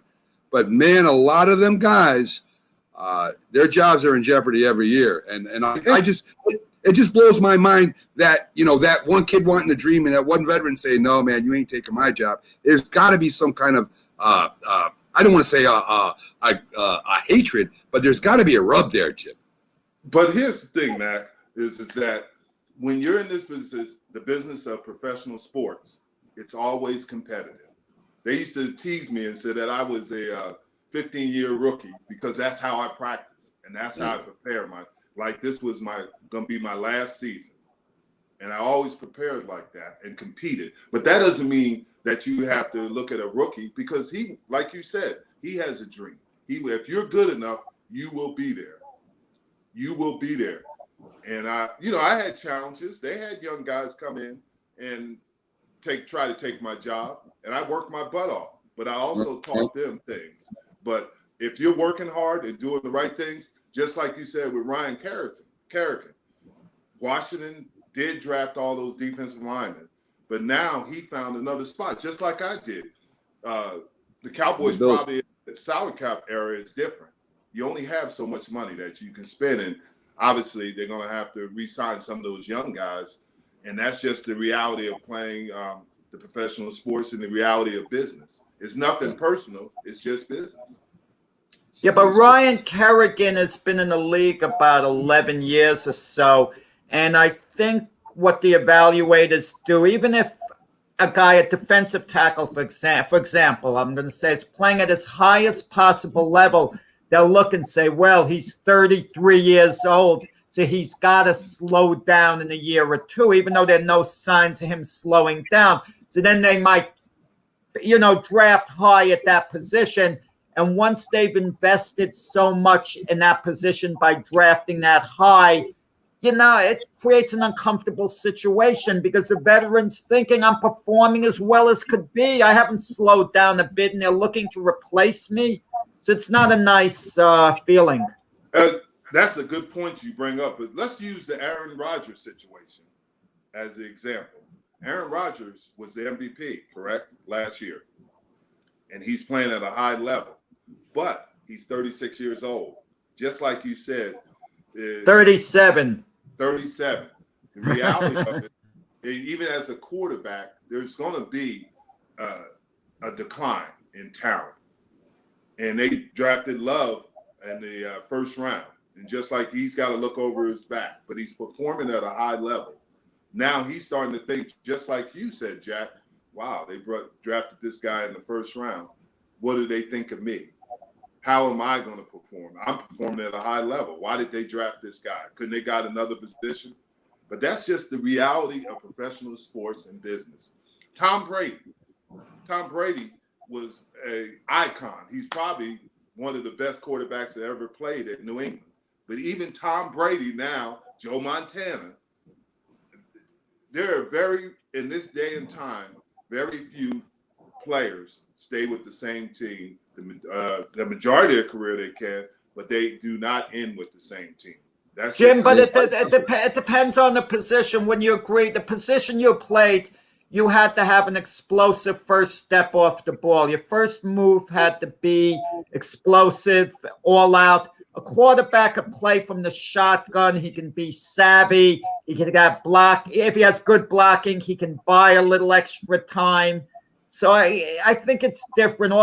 Most of the positions are different. A wide receiver, too. A guy starts losing. A guy who relies on his speed to a large degree, when he gets to be 36, 37, he just can't maintain it anymore. I think it depends on the position. You could say that, but let's look at Ben Roethlisberger. If he gets protection, do you think he'd have a good year? You don't know. You really don't know how people when they decline. Everybody's different. Some guys will decline early in their 30s. Some guys will decline late. We just don't know. Some guys might be declining in their 20s. Yeah. That's just the reality of it. Every person is different on how they're built. Agree. Definitely agree. So let's get to your favorite team of all time, the Philadelphia Eagles. Just to briefly go over, everybody probably knows this already. They got a new head coach. Carson Wentz is gone from the field, but not from their books. The new QB played 4 games last year, so to me, he's still a rookie until he plays a full season.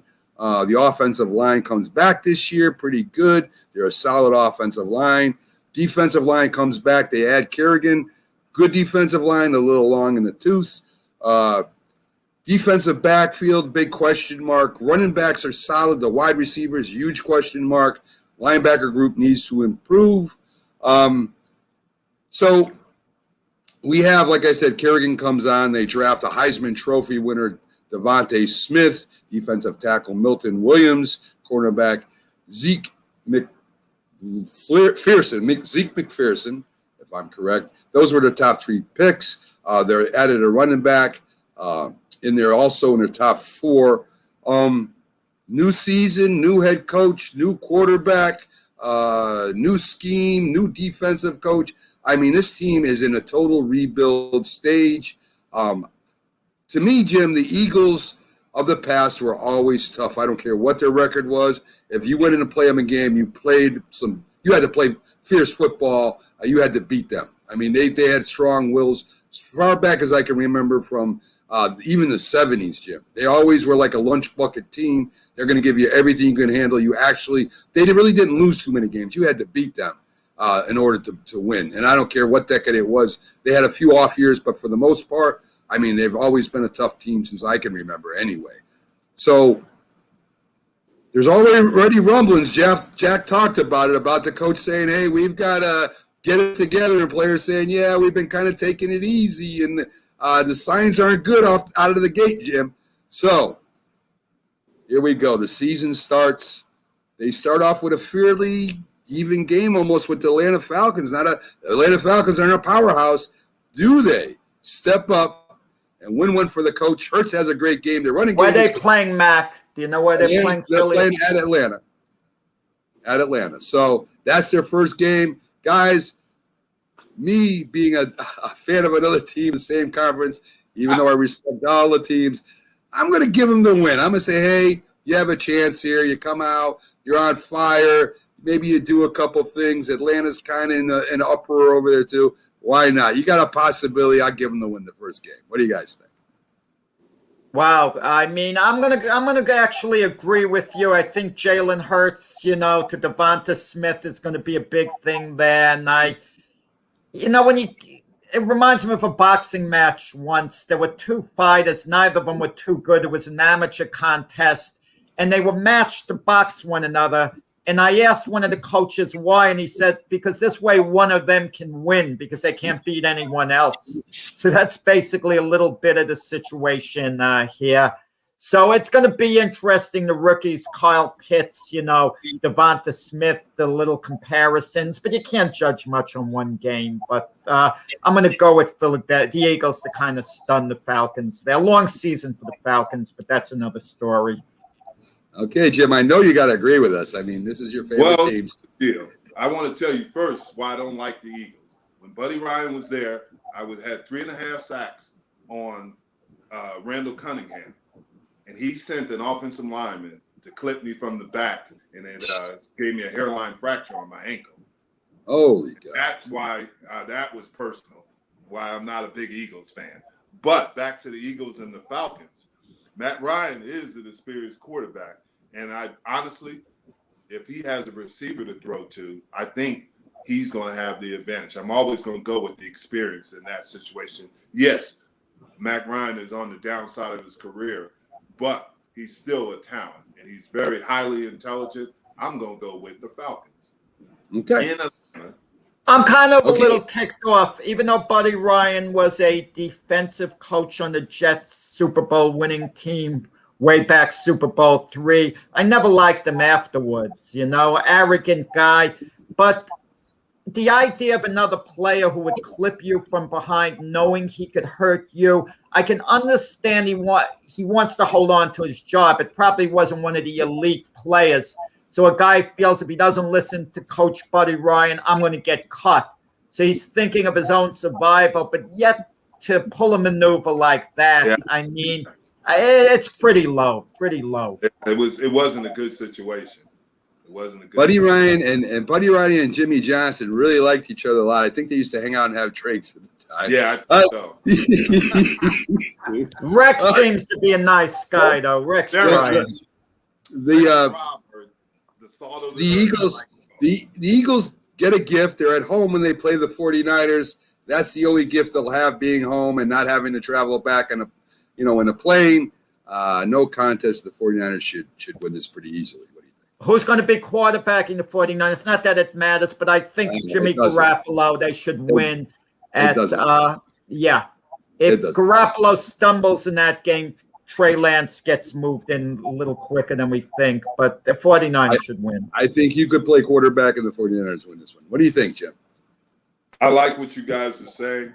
Garoppolo, as the quarterback, I think he does have some advantages, and I would give the 49ers a slight edge. But I think this is going to be a tough game, as you guys have mentioned. It's tough to play in Philly.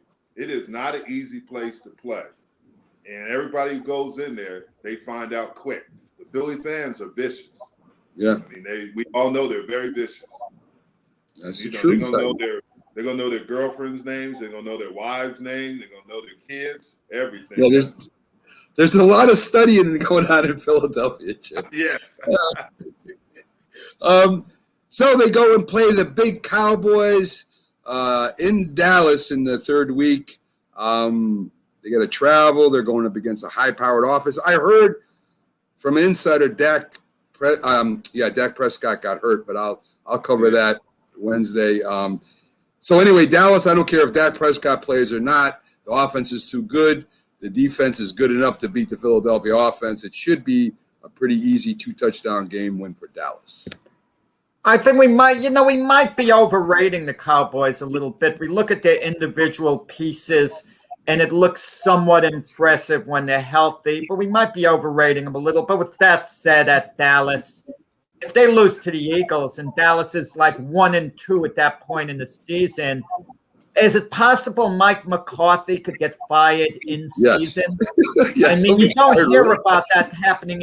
Coaches usually don't get fired in season in the NFL. It happens in baseball, but not in the NFL too often. But Dallas should win the game, with that said.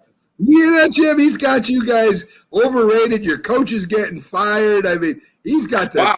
Wow. I can't even speak. I'm at a loss for words, Jack. I can't believe you said that. No, but if they're. But yeah, let's get back to this.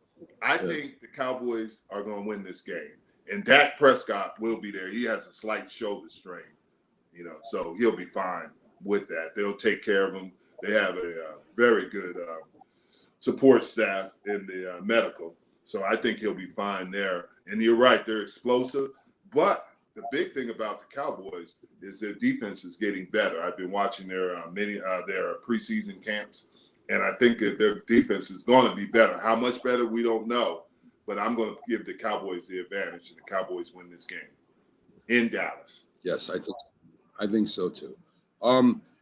They get another gift. Kansas City Chiefs come down and play them in Philly.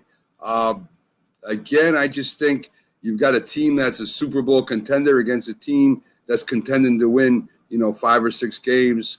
Unless KC, just doesn't play, there's no way they should lose to the Philadelphia Eagles, Jack.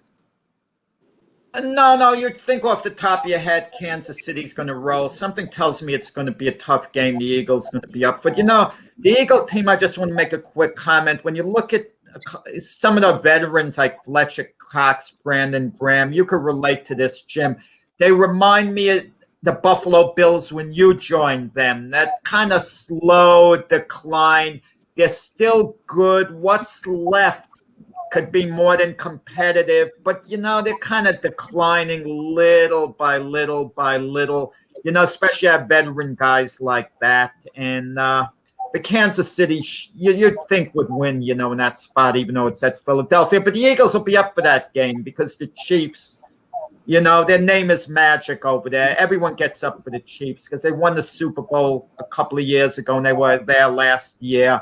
So I think it's a situation everyone gets up for the Chiefs. So I think the Eagles are competitive, but the Chiefs win. Interesting, because I think Andy Reid's going to be up for the Eagles. He wants to make Lurie look bad. And I think it's going to be a blowout for the Kansas City Chiefs because Andy Reid is going to be pumped for that game. And I think that the Chiefs, like we said, now I worry about the Chiefs defensively, but we have no concerns offensively. They're going to have to start playing better defensively to have an opportunity to go back to the Super Bowl. But they should have no problem with the Eagles. I listen. They're finding it hard to get up for the first couple of days of training camp. I don't know what I just don't know. I have no idea. They go to Carolina. Jack's favorite quarterback is the leader out there right now, Sam Darnold. I give the Eagles a chance to win this game. I don't know if they will or not, but I'm going to give them a W because I think there's a possibility that they might be able to beat Carolina. What do you think, Jack? That was nice of Sam Darnold to get both COVID vaccinations recently so he could travel with the other players. That was so – and they're talking about the great leadership Sam Darnold showing because he got both shots and is traveling with the team. And he got it recently. What took him so long to figure that out? Listen, Carolina does have some pieces over there, and they're going to be at home, and they got to beat some people, okay? So I hate to say it. I don't mean I hate to say it. I couldn't care less who wins the game, but I'm going to go with Carolina to edge Philadelphia out, and that's not going to be one of the games where the average fan's going to be paying too much attention to, like a 1916 type game. Jalen Hurts getting the late field goal, leading his team into field goal range. Jalen Hurts, so you're picking the Eagles then? Jake Elliott to get the late field goal to win it for the Eagles. All right, so you're saying... No, I mean Jake Elliott to miss a late field goal. How's that? I mean Carolina. You got me confused. Okay. I couldn't care who wins the darn game. And flip a coin on it. I just want to answer Carolina. Thank you. Jesus. Holy cow. See, Jack debates himself. I couldn't care less. Neither team's going anywhere. Comeback player of the year. Sam Darnold. There you go. Comeback player of the year had to have been somewhere to come back. There's nowhere to come back. He's got Christian McCaffrey, and they have one of the top receivers. So yes, Robbie Anderson too. He had him with the Jets. It didn't help that much. Yeah, but he's with a better organization right now. So that's for him. I agree. Yeah. Listen, I think that Carolina's going to win this. Chris McCaffrey is going to have a monster game, and I think Darnold's he's not going to be spectacular like you said, but he'll be able to control it. That's what they're going to teach him, how to control the game, and I think Carolina will win the game. Yes. Okay. I'm outvoted, and probably you both are right. So then they go, and the Buccaneers come to see the Eagles. I know Buck Flair is picking the Eagles to beat the Bucs because he's such a big Bucs fan. But listen, again, a Super Bowl team versus a team that's going to struggle to get 5-6 wins, and that's high. The Bucs should win this easily, guys. I'm going to tell you, Jim could answer this a lot more than I can. I can just speculate, and I'm going to speculate, and correct me, Jim, if I'm off. Tom Brady lost to the Eagles in the Super Bowl like about 3 years ago or whatever when he was with New England, but some of the same players are still with the Eagles. That in itself, I think, motivates a guy, and he's going to motivate the guys around him because it's kind of to Brady a little bit of payback, the Eagles, the team that he lost to in such a big spot. And especially when he sees a guy like Brandon Graham who stripped him of the ball at the end of the game, I think there's a little payback, on his mind, and that's going to rub off to the rest of the team. So, the Buccaneers win that game going away. I mean, what do you think? Is there that payback element with Brady and that? There is, to a certain extent, but this is obviously a different Buccaneers team, and Brady was with New England, we know, and this is a different Eagles team. There's a different staff running the team. So those things that happen within that time period are not that important. Right now, the Eagles are going to be struggling to find a win because they won't win this game. It'll be closer anytime, like I said, anytime you play in Philly, it's going to be tough, but it's going to be closer. But I'm still giving the Buccaneers a win. Okay, so as we push through, the season gets a little easier for the next couple games, in my opinion, anyway. They go on to play the Raiders crew led by the coach that will have at least 11 quarterbacks on the offensive team blocking, going out for passes, and they'll be throwing the ball like rugby. They'll be just pitching it, throwing it, and they'll be trying to, fool the Eagles. I give the Eagles a chance to win this game. I think by now, Hurts, the Heisman winning. Is it in Philly, Mac, or is it in Vegas? It's in Vegas. It's in Vegas. And I think this is where either they start getting better because, you got Detroit the week after that. In fact, we'll knock out both games at the same time here. Detroit, they should win if they're going to win any games. And I think they can eke out a win over the Raiders here. Jack, what do you think? I agree with you, and I don't want to say John Gruden's going to be in the hot seat. He had a 10-year contract, but it's going to be a lot of turmoil going on, I think, in Las Vegas this year. And I look for Jalen Hurts to have a big game, in this spot, and the Eagles to win. I disagree. I think the Raiders are going to win. There's another guy who was a former Eagles coach, was Gruden. And I think going to Vegas, I would like to take a gambler's chance and say that the Eagles have a chance, but I'm going to go with the Raiders. For Detroit, I think that there's where the Eagles are going to get their win. Their first win of the year is against the Lions. I think they're just Jalen Hurts. That's where he's going to have the big game at. That's where he's going to play. And he's going to start to get a better feel for the offense. Jack, Detroit, they win in Detroit or Detroit at Detroit? Yeah, Detroit's got a lot of enthusiasm over there. A lot of old coaches are coming together, like Anthony Lynn over there. Jared Goff, Penny Sewell, to protect them there. Eagles should win that game. But, if we were evaluating the Detroit Lions schedule, we would look and say that's a game they should win. It's one of those. But they're playing at Detroit. You're saying, home. Jim, correct me if I'm wrong. Home field, it means something more so for certain teams than others, the environment. True. But it's somehow the better team's always going to win no matter where you play. Whoever plays better is going to win there. That's my thought. I know there's the element of the noise factor. You're on offense, the fans get on you. But, I'll go with the Eagles to win in Detroit. Yeah, I listen. If they're going to win one, they have to win Detroit. They just got to watch out for their knees because the coach said they will be biting knees off during the season. So when you're playing Detroit, just keep them up. That tells me a team that's a losing attitude. Right. I mean, when they talk that stupidly, I write them off. Well, Jack, I know you do because you are our safety monitor for our show. So we're making sure that Jack is. They have a dome stadium, so it's okay. They can play any day there. Yeah. Okay. Yeah. So, Dan for the Cowboys, so I know Dan, and he was a tough player. He's a fired up individual. On the team, it looks like Dan Campbell. He looks better than anybody on their team. So I'm still. Yes, and he was a very tough player. I remember him. Football is not the tough man's game of before. It's all about skills if you keep and interrupting, execution. we're never going to get done, Jack. Listen with your great philosophical speeches, and you've never played the game, Jack. Stop already.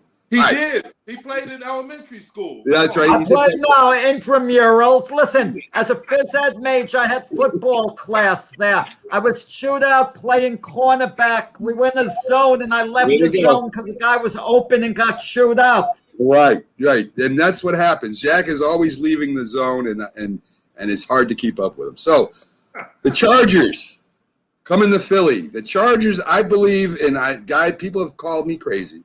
I believe the Chargers and the Broncos are both overrated. I said it. I just said it. There it is. I don't care about Herbert. I don't care about Denver and their great defense. I think they're extremely overrated.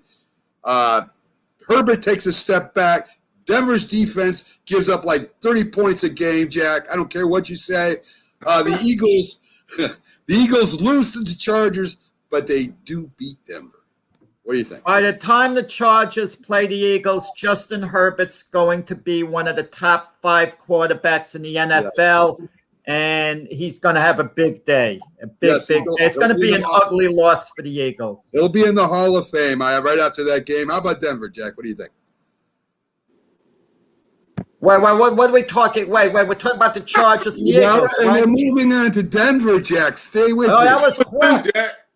2 teams. Can you handle it? Chargers are Oh, going to 2 teams at a time. Yeah, right now. Denver, to me, is a bit overrated. I mean, I know people have them all over the place in the standings, but they're playing at Denver, right? Yes, Jack. At Mile High, yeah, I would have to go with them to beat the Eagles. They're still in a close game. How about you, Jim? What do you think about the Chargers? Are they overrated? Denver, are they overrated? Are the Eagles going to come up and punch them in the mouth both games? I think they're overrated. First of all, I'm going to take the Eagles against the Chargers. New staff and a new schemes on offense. We talk about how great their defense is, but they got a new defensive coordinator. They got a new scheme. Same thing on offense. This is a new scheme. You got to give Herbert time to learn the schemes and understand them. I'm going to go with the Eagles. I know, Jack, you can shake your head all you want. I don't think you realize how good Herbert is. Well, you will remind us if we don't know. Yes. Jack will. Yes, he's a Hall of Famer. Justin Herbert is the Philly, next Jack. Aaron Rodgers. Yes. Oh my goodness. Yes. First, then next on the Broncos, yes, I think the Broncos are a little overrated, but they do get better. I don't know who the quarterback, that's a big question mark, but whoever the quarterback is, I think they have the opportunity to beat the Eagles. I give them the opportunity against the Chargers, but I don't give them against the Broncos. I think the Broncos. All right. Hey, that's split. That's fair. That's fair. You gave him a split. Jack just thinks the Eagles stink this year. He says they're going to lose almost every game right now. So I think you got more wins for Philly than Jack does. Folks, we're going to be right back. We're going to take a quick break while I start tracking these scores. And we got a big announcement to make, too, before we push on about Jim Jeffcoat and another NFL football star that will be doing something very special very soon. So let's take a quick break here, and we'll be right back in, a minute or two. So stick with us. We'll be right back, folks. When you hear the word asthma, you probably think of shortness of breath, coughing, or inhalers. Lots of things can trigger asthma, but the fact is that asthma doesn't just attack, it can kill. But with proper medical management, asthma is controllable. If you experience shortness of breath, wheezing, tightness in your chest, or persistent nighttime coughing, you may have asthma. See your doctor and get the facts. You'll breathe easier. For more information, call 211 Info Line. A message from the Connecticut Department of Public Health, keeping Connecticut healthy. We all make choices. When it comes to alcohol, kids make choices whether to drink or not. Bye-bye. Remember, I'm going to Alex's party tonight and sleeping over. Hey, have a seat for a second. Remind me about that party again? Alex is just And adults make choices whether to talk about it. That's true of parents and every other trusted adult in a kid's life. Kids want to know our expectations when it comes to alcohol and other drugs. They want guidance and honest answers to their questions. And it makes a difference when the message is consistent and part of everyday conversations. So talk with your kids and help lead them on a positive path. Because when you talk, they hear you. For more information about talking with your kids about underage use of alcohol and other drugs, visit underagedrinking.samhsa.gov. If you talk, then they will hear you every single time. Oh, we're getting killed. Yeah, well, Kyle's not here. How come? Kicked off the team. Didn't Tim tell you? Kyle and some other kids got caught drinking beer in the park a couple of nights ago. Really? Yeah. 0 tolerance. He's out for the season. Come on, it's the first offense, right? That we know of. But why should that matter? He knew not to drink. I made it clear to Matt, that's what we expect from him. What have you said to Tim? Nothing really. You know, a lot of kids try it at this age, so. Yeah, well, a lot of kids don't try it too. I'm not saying that Matt's gonna be this perfect kid, but if I don't tell him what we expect and why he shouldn't drink, how's he gonna know? You think kids that age really listen? They never admit it, Bill, but they hear more than you think. Talk. They hear you. For more information about talking with kids about underage drinking, visit underagedrinking.samhsa.gov. I mean, you can see right now, without LeBron, Lakers are struggling. Let me tell you about a team I hate, all right? I know the Dallas Cowboys fan is here, so I had to make sure he knew how much I hate this team. I'm ready. I've often said that the people who run baseball, they try very hard to ruin it. I'm from Brooklyn. I don't have a problem saying it to his face. Oh, I'm from Brooklyn. Hey, get any...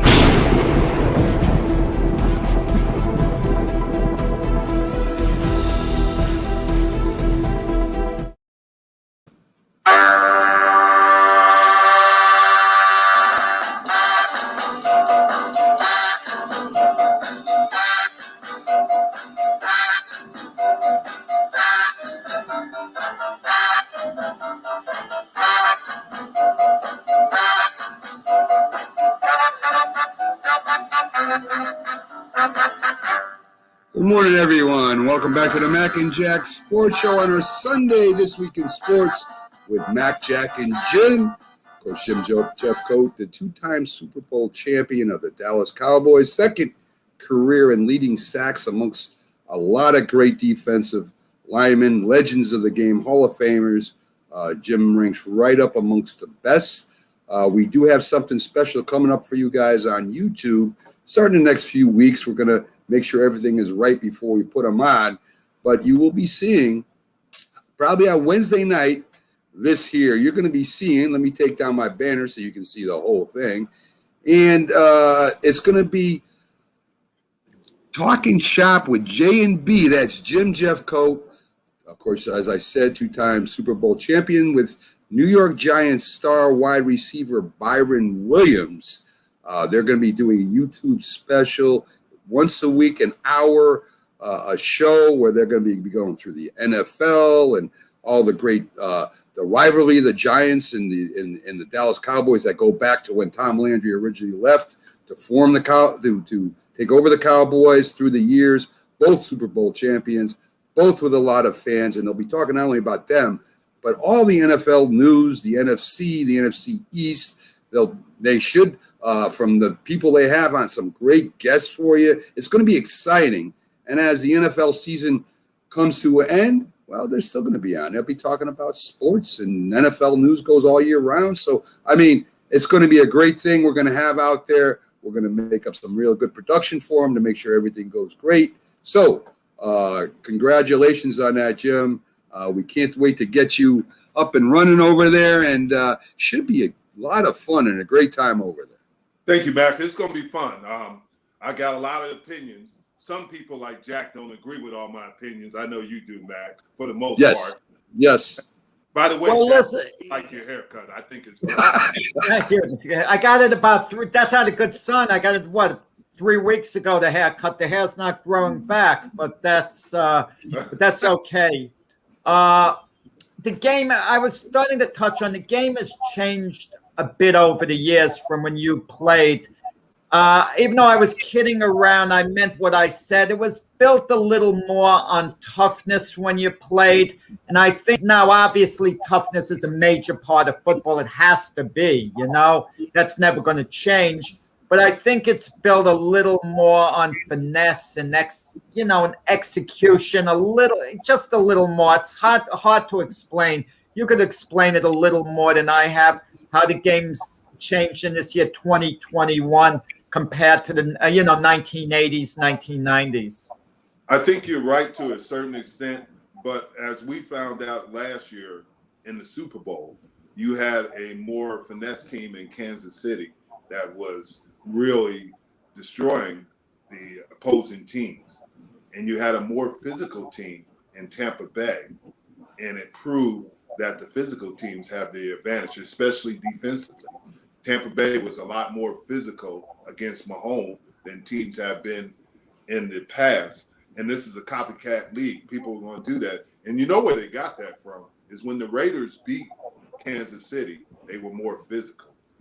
The reason that we become a more finesse game is because of the offenses, the way they're structured with the spread offenses, the more receivers in there, the 3 and 4 receiver sets, sometimes 5. So it takes away the physical nature of the game. But in the long run, to win championships, you still better be physical at some point. So that's still key to being a successful football team. Definitely agree with that, Jim. And at the end of the game, they were able to run the ball and pick up yardages and drain the clock. And KC didn't have an answer for it. So they couldn't stop the run. And Tampa Bay just said, hey, here's some old school football, deal with it. And they couldn't deal with it. And it just goes to show no matter how much things change, the more they stay the same. So, I mean, it's as you said, copycat league. Defenses will catch up to the throwing as Tampa Bay did, and then the offense will turn back to running again, and then the defense will have to restructure and redraft players that will stop the run. So it's a cycle that will keep playing out, I'm sure, as the years go on. So let's get back to Philadelphia. They got New Orleans at home. Guys, I really know New Orleans has a good defense. I really do understand that. I just don't know about their offense. The wide receiver went to get an Operation Thomas. I know they're deep. I respect Sean Payton. I think he's one of the best coaches in the league and has been for the last decade. I just think that if Philadelphia plays them physical and you got Winstead, their quarterback, and he does what he does all the time and throws, 3 interceptions or 2 interceptions, or if you have the other quarterback that will be throwing the ball and blocking and running at the same time, he should be paid the most probably in the league.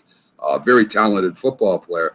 I think the Eagles have a legit shot against New Orleans. What do you think, Jim? I think what we haven't talked about is the Eagles. Are they going to improve as the season goes along? I mean, some teams regress as the season goes along. Right now, the Eagles seem to be rebooting more than rebuilding. But by that point in the season, is the attitude going to change that they're rebuilding? That's what I want to ask. I mean, it's an intriguing game because New Orleans was one of the favorites to go to the Super Bowl the last few years. And for whatever reasons, they haven't quite gotten there. And I think a certain fatigue sets in, even with the veterans who've been on the team the last few seasons. They may be resigned to a little more just picking up a paycheck. And obviously, they're going to try to win. But, with that said, I would think New Orleans is a little bit the better team, so they'll manage to eke out a victory there. I always liked James Winston a lot. But if he's continuing to throw interceptions this year, then I've even thrown in the towel on him. I agree with you. I can't believe it. I'm agreeing with Jack, but a lot of things he said is true. I think that with Thomas down, that's going to be an issue. But either Taysom, and I think Winston's going to win it. And I've had the opportunity to work with Sean Payton in Dallas, and I think he's innovative. And I think that he'll get Winston to be a better player. The key to New Orleans is, can they get the ball to the right people? And like you said, Jack, if he throws interceptions, then we got a problem. If Payton can get him under control because he is a talent, I think New Orleans has a chance. I don't think they're a Super Bowl team, but I think they're a playoff team, especially in the NFC South, because the only team you have is the Buccaneers. So they have some. What's with Michael Thomas getting his surgery right? We got like 10 minutes. Let's Yeah, push okay. on through. So I'm going to pick New Orleans. New Orleans. Philly. Let's take the two New York teams. They're playing at New York, playing the Giants, and they're playing at Giants Stadium or whatever it's called now, the Jets, right? So it's one MetLife or whatever that is now. They changed so many times, I don't know what stadium they're playing in anymore.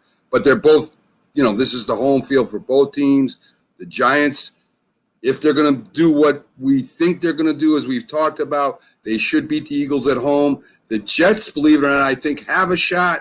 But if the Eagles are going to win a game, this would be one of the games they would win because the Jets are also rebuilding. I'm just not comfortable with this saying that. I think the Jets could win this too. But I'm going to give them a loss against the Giants and a win against the Jets, Jack. Are they playing in New Jersey, both games? Yeah, both at home. I think this is where it gets ugly for the Eagles and their fan base because they lose to the Giants, who are going to be contending at the very least for the NFC East. So the Giants beat them, but then to lose and then they're going to lose the following week to the Jets, who are basically in a rebuild mode. We all know that. The Jets I have no illusions. We're talking about a 6-11 season for the Jets or thereabouts. But they have to beat some teams to get 6 wins. And the Eagles are a prime team to beat. And when they lose both games in Jersey, I think the Eagle fan base gets a little annoyed with Nick Sirianni, the head coach, the management.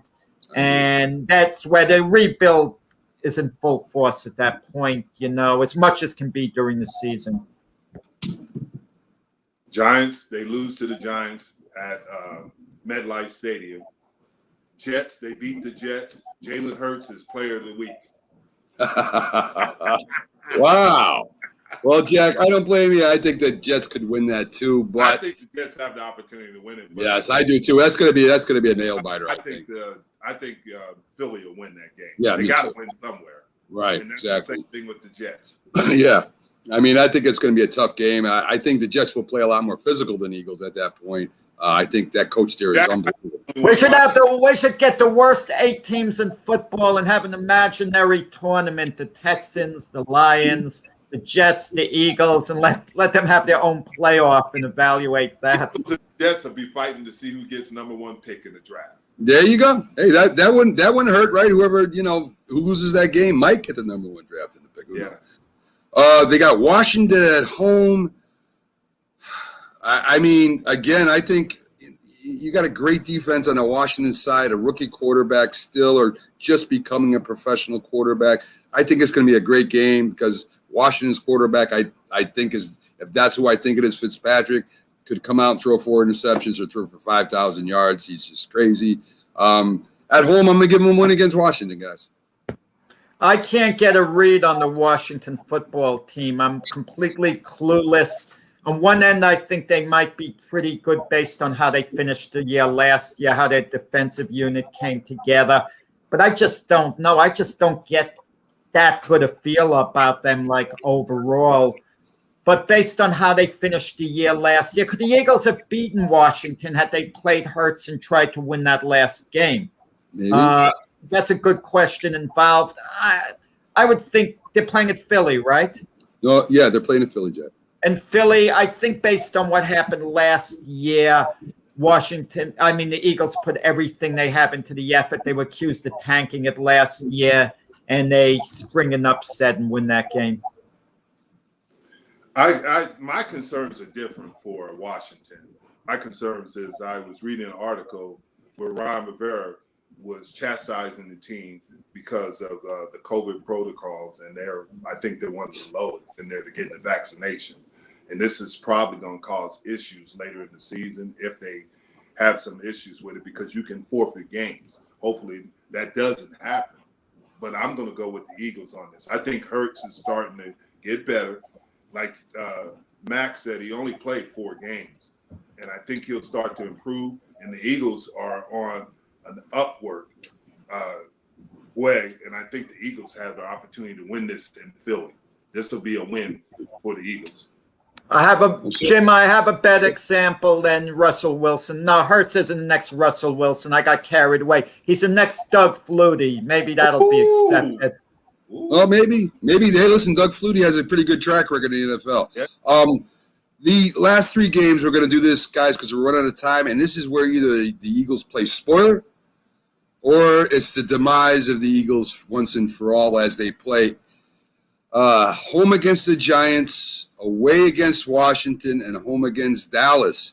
I mean, this pretty much will sum up whether the Eagles finish, around 6-11 or they finish, around 4 wins, because these 3 games, division rivalries, they have a chance to knock either the Giants, Dallas, or even possibly Washington out of the playoff race. I believe this is where the Eagles kind of fall apart. I've been giving them wins in close games, but I think these last 3 games are going to show whether they believe in the coach or they don't, or the system or don't. And I think this is going to be a big tail sign of what happens. I believe the Eagles lose the last 3 games, folks. I agree with. I'll keep it short. I agree with you, Mac. I agree with you. I think they do lose the last 3 games. I think all those teams have a possibility of going to the playoffs. So I would have to agree with you. And I think the Eagles are going to get better, but not this year. Yeah. I mean, you guys, this is, they're already having problems in training camp. I don't know if Sirianni's a disciplinarian. I really haven't followed his career. I normally do follow a coach's career. It took me by surprise. They hired him. I know he's supposed to be a good offensive coach. From what I've seen just in the history of football, normally, and it's not 100%, but normally the best coaches come from defense, special teams, and sometimes on the offensive line. Normally these great offensive coordinators have a bad time as a head coach in the NFL because they're so focused on the offense, they forget that the defense still wins the game. So that's my experience watching football for all these years and coaching a little bit. And I coached defense, and I was pretty good at what I did as a head coach because I always – go ahead, Jack. Some guys are natural disciplinarians, some are. And I remember when Joe Walton coached the Jets, was the head coach many moons ago, he was disgusted with his players, so he sent them home. That shows me the guy's not a real disciplinarian, because if I'm a player and I'm being sent home, some of the guys may have been happy to be given that extra time during the day. They'll go food shopping, go to the movies, go out, have a drink. I mean, I can't see that, Jim. I mean, imagine sending guys home. I mean, are you really punishing them by doing that? Not really, because they're going to take the time off, like you said, go to the movies, go get something to eat, probably chase their girlfriend around their house or their whatever. So you're right. It's not that big. You have to have some more and let them know what they did wrong and how to fix it. And right. You said. And if they don't fix it, well, then we got another player that wants to learn how to win. And that's how you put pressure on players. It's unfair sometimes. But listen, that's the game. The game, you're very lucky to get there. And if you don't take advantage of it, and if you're not smart enough or mature enough or can't find a mentor or don't want to hear anybody, normally it doesn't work out for you. If you really want to learn and you're really there to win and help the team, as Jim said, the vets will even help you because they know you're there to make the team better. If you're there just all about yourself, they may not help you as much. So, it's all about the team, and the more they win, the more chance they get to make more money. It's a big cycle. If you're there to do something for the team and really work hard, I imagine there were some veterans that won't work with you because of fear, but I would imagine the team overall wants winners. They don't want people there to live off, their what they think they are. So anyway, folks, we're coming to the end of the show. We got it all in. I'll have the record of the Eagles ready for you next week. I think we're going to move to my favorite division because Jack loves Aaron Rodgers. I really don't. We'll be talking about the NFC North next week. We'll probably be able to do the whole division. We took our time with the NFC East because that's really what affects our coverage is the Northeast. So we want to take our time and go through every team and try to analyze it. Jim did a great job as always. Jack, you're always Jack, and that's what I love about you. And me, I'm always, whatever. So thanks for joining us, folks. We'll see you last show of the week. We'll see you Wednesday. And as I said, I'll keep you updated on some new YouTube specials coming up. Jim and Byron Williams will be part of that. And we can't wait to get them up and running on a special YouTube show. And this should be great. So have a great day off. I'm going to work. That's my business. That's my days of work are the weekends. So you guys enjoy Sunday. Jim, again, great having you. We'll see you next week. Jim, we'll see you on Wednesday. Thanks. Take care, guys. Have a great day, folks. Thanks for tuning in.